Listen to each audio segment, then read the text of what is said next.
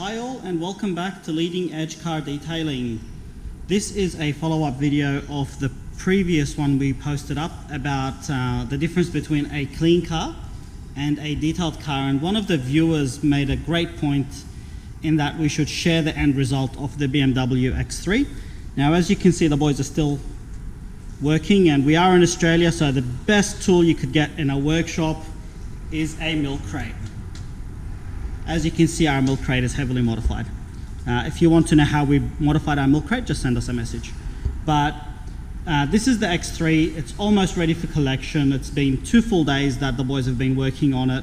It was really dirty on the inside, worse on the inside than the outside.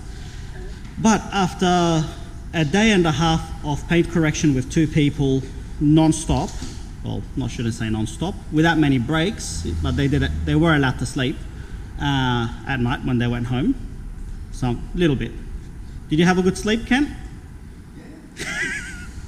Yeah. Have a look at this. So, is it perfect? No. But, come on. All those spots are gone.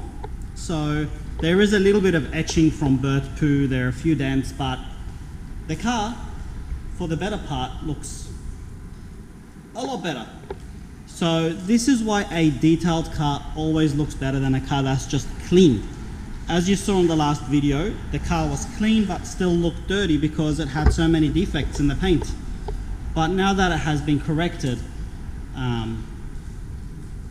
it's looking a lot newer. Now, I don't know if it showed in the other video, the front bumper had a really big scuff with a lot of paint transfer. That's obviously been resolved now as well. But have a look at that. So this is why a detailed car always looks better than a clean car.